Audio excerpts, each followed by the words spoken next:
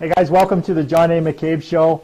Sorry about the brief technical difficulties in getting started. There was an interruption with the feed and I had to start it all over again. So, hey, welcome to the John A. McCabe Show, where it's all about accelerating your authority in your business or field of expertise by helping entrepreneurs, business owners, authors, experts, speakers get seen, get heard, get noticed on any device, anywhere, anytime in 100 days or less, also known as the Authority Acceleration Program. My guest today is Tahani Aburaneh. Hopefully I pronounced that right. Someone I met in Denver, Colorado years ago as I was attending a marketing seminar for Simple Wealth. Tahani was already in the mastermind group that I ended up joining that weekend, and we quickly became great friends. Now, she's a published author of a book, Real Estate Riches, a money-making game plan for the Canadian investor, that is ranked on Amazon's bestseller list. Now, Tahani also donates 100% of the proceeds of that book to an organization, a charity organization named care.org. Now, Tahani is the founder of the Elite Realtor Training Program, SIAC, which stands for Savvy Investor Agent Certification. And she's also the author of Savvy Investor Agent Guide, where she trains professional real estate agents all across Canada to transform their business and their life. Now, a true heroine, having traversed a path riddled with setbacks, this passionate and focused woman has risen from humble beginnings to overcome the odds and transform her life. Now, Tahani was raised in a refugee camp and faced with a lot of adversity from an early age that would have defeated so many people. Now, despite her circumstances, her entrepreneurial spirit struck when she was very young, and her drive and creativity inspired her to venture into various projects. The sheer strength of Tahani's self-belief enabled her to see continued success when she immigrated to Canada. There she broke gender taboos by emerging as a highly accomplished figure in a traditionally male-dominated industry, becoming the female role model that ambitious women often seek out. As a keynote speaker, Tahani has spoken across North America, igniting the passions of tens of thousands of people with her story and her expertise. She's been featured on many TV shows, radio shows, in magazines, newspapers, and books, channeling the same conquering spirit that led her to her present-day successes. Some of her speaking clients have included the National Bank, Scotiabank, the Real Estate Investment Network, Inspiring Women Event, Canadian Real Estate Wealth Investors Forum, Bigger Pockets Real Estate Investing Summit, eWomen Network, and more. Now, she's shared stages with other prominent people in the real estate, motivational, and entrepreneurial industries. Now, her story should be seen as a true demonstration of how an average individual can successfully achieve above-average results and financial independence. Now, Tahani's life is a powerful testimony illustrating how being focused on helping others and living your passion can be rewarding. So be sure to stick around, because when I come right back, I'm going to be joined by my good friend, Tahani Aburaneh. Sorry, I even practiced her name many times. Aburaneh. It's okay, you're doing Aburaneh. great. So just bear with me. I will be back in just a second. Hey, thanks for joining us today. I have a very special guest today, someone I consider to be a true friend. Tahani Aburaneh is an author, land developer, entrepreneur, international speaker, real estate educator, and proud mother of 2 grown children. She's also the founder of Elite Realtor Training Program, SIAC, the Savvy Investor Agent Certification, and author of the Savvy Investor Agent Guide, where she trains professional real estate agents all across Canada to transform their business and their life. So please give it up with a flurry of likes, loves, shares, and thumbs ups and hearts across the screen. So give it up for my beautiful guest right now, Tahani Aburaneh. Hey, Tahani. Hello, thank you so much for having me on. This is such an honor. Thank you, John. No worries, Tahani. It's been a long time since we've had a chance to speak. I can't remember the last time. So true. It was definitely after the mastermind ended, and so yeah, thanks for being on the show, and sorry for any technical difficulties. And I did get your name right, didn't I, when I pronounced your name? Yes, you did. Yes, you Aburaneh. did. Yes. Aburaneh. I even practiced it so many times before the show even started. You got it. So Tahani, before we really get into the show and we talk about your entrepreneur's journey, What I like to do with a lot of the guests first thing is we do what I call a speed round of questions. So it's really to get the guests to know you a little bit better. I don't know if you've watched the show before. Basically, it's just a series of 10 questions, and whatever comes to your mind the quickest, just blurt it out. You know, a few words or a few sentences. It's nothing that you really need to study for at all, so don't worry. So what I'd like everybody to do is, if you want to play along, that would be great. So when I ask the question, just type your answer into the chat, and let's see how your answers compare to Tahani. So without further ado, Tahani, I'm going to get started. So number one is, name the book that impacted your life the most. Oh, wow. Actually, I don't know. There's two of them, but I'll say Grow and Think. Think and Grow Rich? Yes, and also A Rich Dad, Poor Dad is another one, for sure. So when you were a young girl, did you have a celebrity crush? If so, who was it? No, I did not, because there was no Google, there was no TV, there was nothing. So I did not have any celebrity crushes. So where did you grow up? I grew up in a refugee camp in Jordan. Jordan, okay. Jordan. So yeah, there's probably not a lot of TV watching going on in the refugee camp. So there was no TV. Yeah, there was no TV then. Yes, exactly. No TV, no phones then in that refugee camp. Yeah, so there was no crushes.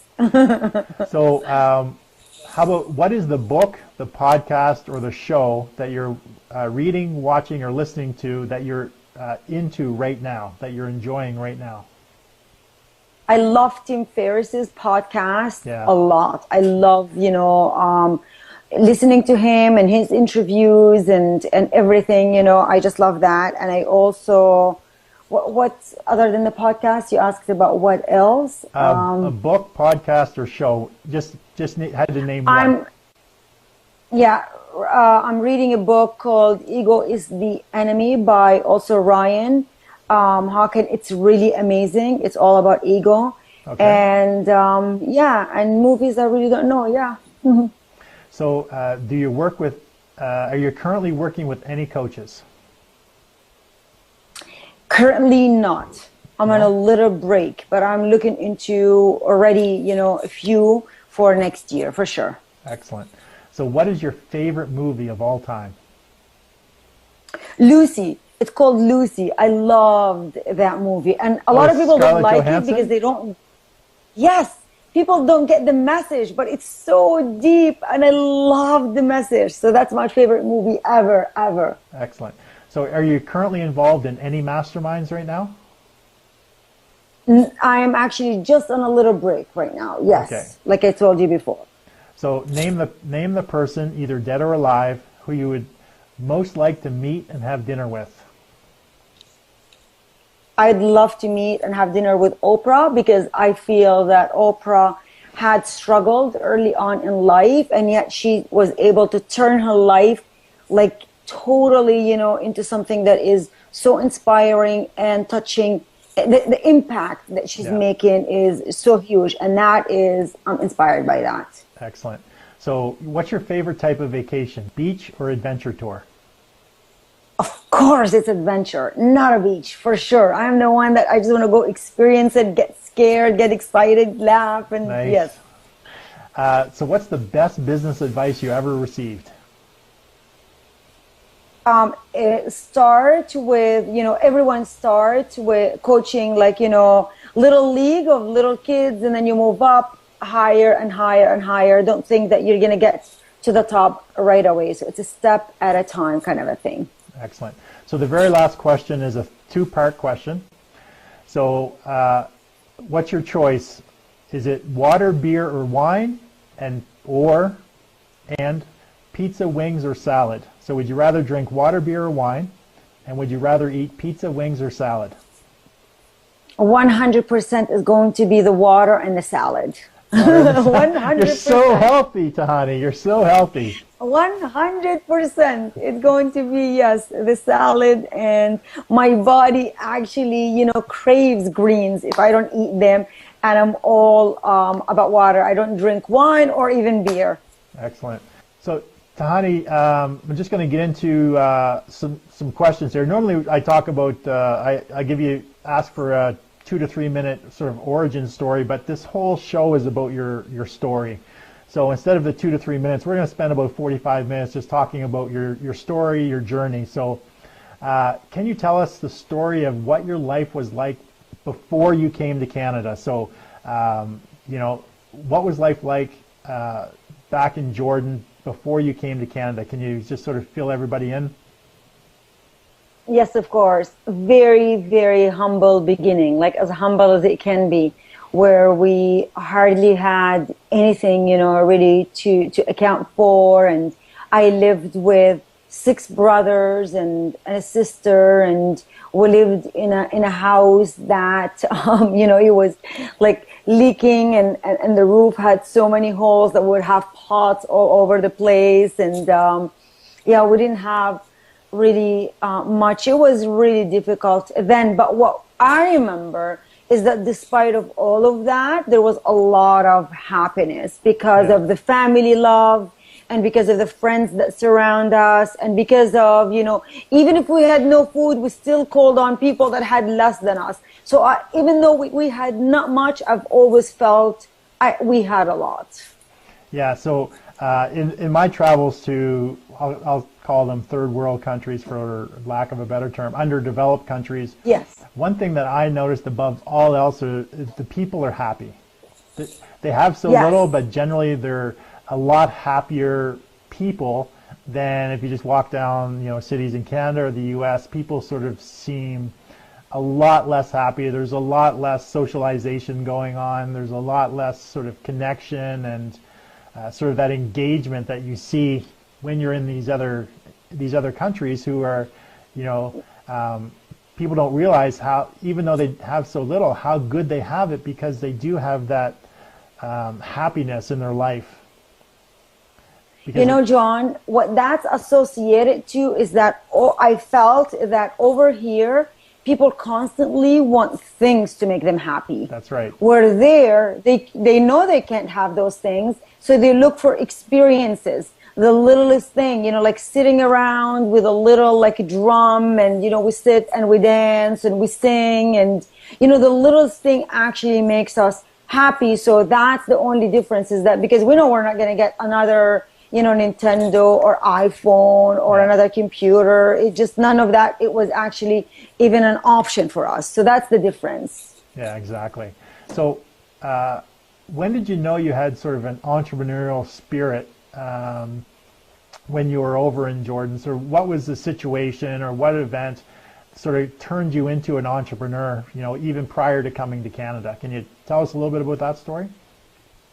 I love that part because I remember even as a little girl, I had my brothers. I would get them I would bake cookies, or I would do some kind of sweet, and I would say to my brothers, go out to the market and sell it, because as a girl could not go out and sell it. So my brothers would go out and sell it, and then we would take the cost out, and then I would split the profits with my brothers. So my mother did not teach me how to do that. Nobody taught me how to do that, but yet that was the spirit within me to think about these things. And I would remember even sometimes I would think of games, John, and I would perfect them, and I would go teach them to my brothers, and I would say, now you go with this game, and again, teach it or play it outside, and whatever we make profit of, and we would split it. So it was... It's within me, and I only realized later on that that's my entrepreneurial spirit that was within me, and I knew how to share it with my brothers, so it was great. I am the oldest, by the way, of all of my brothers and sisters. So at what age were you did you start doing that? I would say 9, maybe 10, like very young, very, very young. What age were you when you came to Canada?